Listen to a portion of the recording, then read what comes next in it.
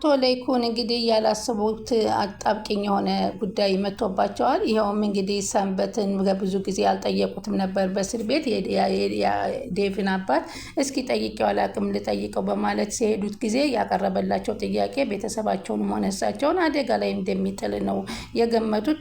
በዚህ አጋጣሚ ደግሞ ናሆሜ ለእናቱ ዛሬ ለፋንቱ የእሁዱን እንግዲህ በስካር መንፈስን ሆድ ያባውን ብቅል ያወጣዋል ነው እና ትክክለኛ ለእናቱ ያለውን ስሜት ተናግሯል። እንዲሁም ዳግም ደግሞ በስካር መንፈስ ለናሆሜ እናቱ ከጎኑ እንዳለችና እትዬ ፋንቱ እንደሆነች ያለው ሚስጥር ሁሉ ተናግሮ አልፏል። እንግዲህ የናሆሜም እናት ከዚህ በኋላ ልጄ በዚህ አይነት ስቃይ የተሰቃየ እናቱን ለካ ይፈልጋል፣ እናቱ ክፉና መጥፎ መስለው ያለፈ ህይወትን አልቀበል ያለው ለዚህ ሆነ። ስለዚህ እኔ በቅርብ እያለሁኝ እንደዚህ ሊሆን አይችልም፣ ከዚህ በኋላ ተናግሬ ልጄን ማዳመጥና መናገር አለብኝ እና ልጄ እያለ ያልወለደችውን እናቱን እናቴ እያለ መኖር የለበትም በማለት እንግዲህ ተወስናለች። አቶ ለይኩን እንግዲህ ሰንበታን ለመጠየቅ ወደ እስር ቤት ሲሄዱ ያጋጠማቸው እንግዲህ ምን ሆነህ ነው ጠፋ ልጄ ዳግምን መጠየቁን አቁሞታል ሲለው ምነው አይጠይቅም እንዴ? ልጄ እኮ በጣም መልካም ልጅ ሆኗል። እኔ በተለይ ስላሳደግኩት በጣም መልካም ልጅ ሆነልኝ፣ ደስ የሚልና ዛሬ በጣም ተሻሽሎ ጥሩ የሆነ ልጅ ሆኖልሃል በማለት ይነግረዋል። አንድ ነገር ላስቸግርህ እፈልጋለሁ፣ በሚሊዮን የሚቆጠር ገንዘብ ካንተ እፈልጋለሁ። በእርግጥ አንተ ትንህ እንደከሰረብህ ድርጅትህን አውቄያለሁ። ቢሆንም ግን ወይ እንበለጽጋለን ወይ አብረን እንጠፋለን ማለት ምን የሚል ነገር ሲነግራቸው ምን ማለት ነው? አንተ በእስር ቤቱ በሚሊዮን የሚቆጠር ገንዘብ ለምን አስፈለገህ በሚል ጠይቁታል። ምክንያቱም አብሯቸው የታሰረ ጓደኛው እንግዲህ ዳይመንድን ሰርቆ ተይዞ ቢደበደብም ቢቀጠቀጥም ዳይመንዱን አሳልፎ እንደማይሰጥ ነግሮታል። እባክህ እርዳኝ፣ አንተ ከዚህ በፊት የማውጣት ልምዶ አለህ ስላለው ገንዘብ ሰጥቶ ለሰዎቹ ሊወጣበትና ያንን ዳይመንዱን ሰርቆ ሊወጣ ለአገር ላይ ሊሸሽበት እያሰበ ይመስላል። ሚስጥሩን በእርግጥ አልነገራቸውም። አቶ ለይኩን ግን ይህን ነገር በጣም ግራ ገባቸውና ነገርኩ፣ ወይ ትጠፋለን ወይ ተያይዘን እንበለጽጋለን ወይ አብረን እንጠፋለን የሚለውን ሲላቸው ለማንኛውም ሁኔታውን አይቼ እንመጣለሁ በማለት ነበረ ተሰናብተውት የወጡት። ከዛ በኋላ እንግዲህ እነ ናሆሜ ደስታቸውን በመጠጥ አሳልፈው ወደ ቤት እየጨፈሩ በገቡ ሰዓት አሁንም ይሄኛው ዳግም ወደ እናቱ ሲሄድ ናሆሜም ወደ ፋንቱ ነበር ሄደው። በሚገርም ሁኔታ ፋንቱ ላይ ሄዶ ዘፍ ብሎ ሲወርቅባት ፋንቱም ደነገጠችና ወይኔ ልጄ ጠጥተህ ነው እንደመጣው ሰክረህ ነው በማለት ትጠይቀዋለች። ለመገሩ እኔ እኮ እናቴን እያስታወስኩ ነው እያለ ነበረ የሚነግረው። እንዴ ምን ማለት ነው? እናቴ የምትለው ስለ ወላጅ እናትህ ነው በሚል ትጠይቀዋለች። ወላጅ እናቴ ለምን ጥላኝ ሄደች? ሰው በር ላይ እኮ ነው ጥላኝ ሄደችው። በእናቴ ላይ ለምን እንደጨከንኩባት አይገባኝም ስትል ማንን ነው ልጄ አለችው። ስለ እናቴ ነው የማወራው አለ። ስለ ወላጅ እናቴ ነው የምታወራው አለችው። አዎ ስለ ወላጅ እናቴ አለ። አዎ እንደምንም እኮ አልቆጠረችኝም አለች ጊዜ እሷ ግን ጥላኝ ሄደች በማለት ሲላት እሷ ግን ትታኝ ሄደች እያለ ልቡን ሲመታ ለምን ግን ለምን እያለ ራሱን መጠየቅ ሲጀምር እሷ በለቅሶ እንባዋን ታነባለች። እባክህ ልጄ እንደዚህ አትበል፣ የእሷንስ ችግር ማን አየላት በማለት ትነግሯል። እየወደደችህስ እንደሆነ ምን ጥላ ሄደችው ምን አሳወቀህ አለችው። ምርጫ ጥታስ ሊሆን ይችላል ጥላ ሄደችው፣ ይህን ተረዳት አለችው። ምርጫ ጥታ አላት ናሆሜ እና በሳቅ ፈነዳ። አይ አለች። ምርጫ ጥታ ነው ያልሻት?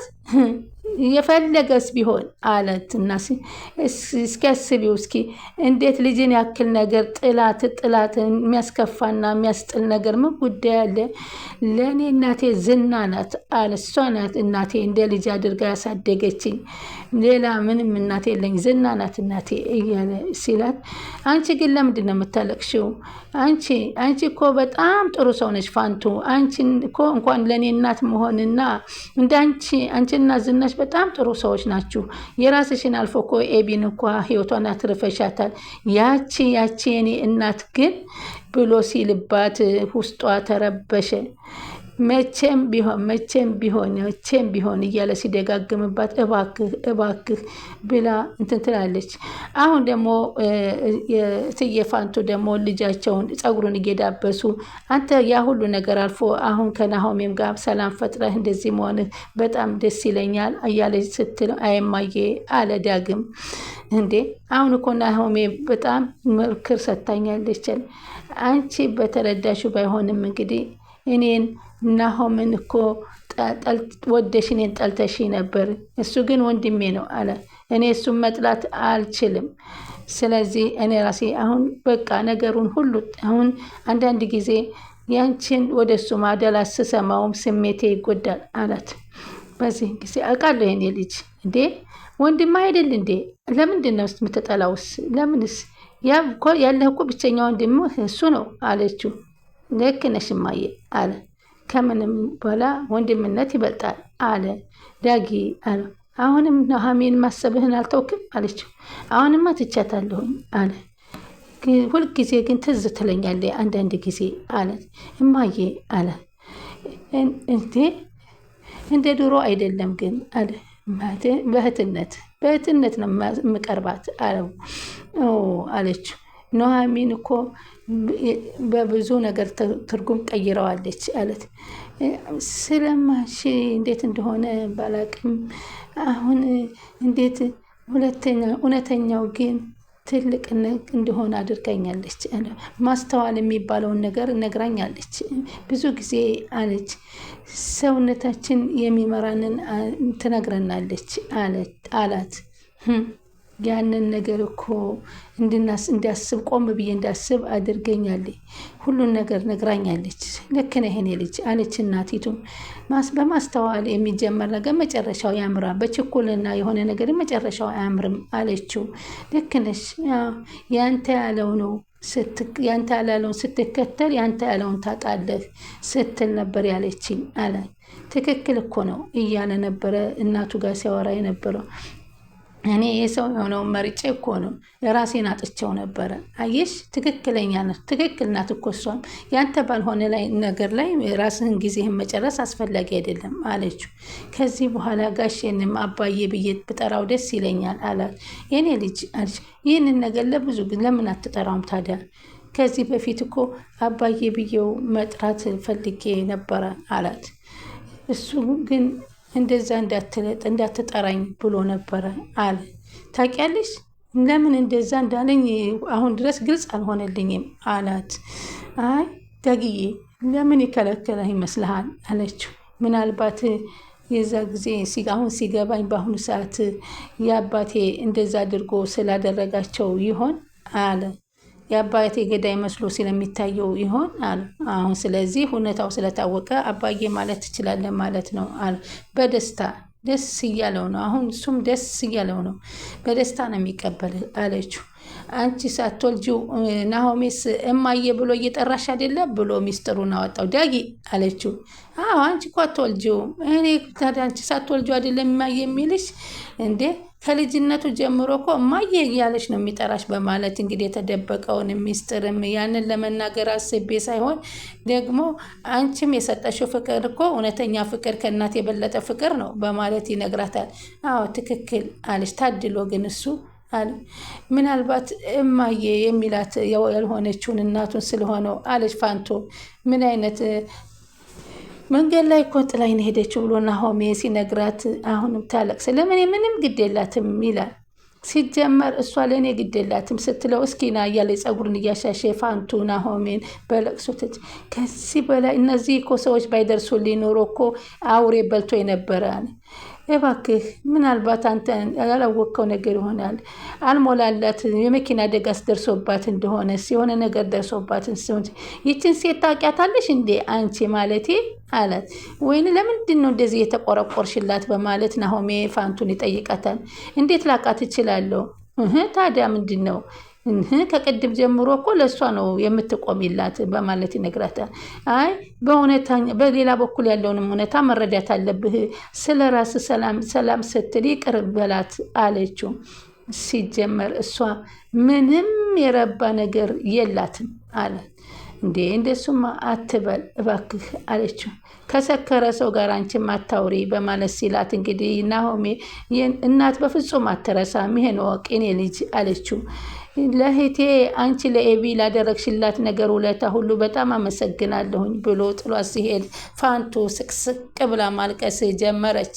እንግዲህ ኑሃሚንና ፋንቱ መኪና ውስጥ ሆነው እየተጫወቱ ነበር።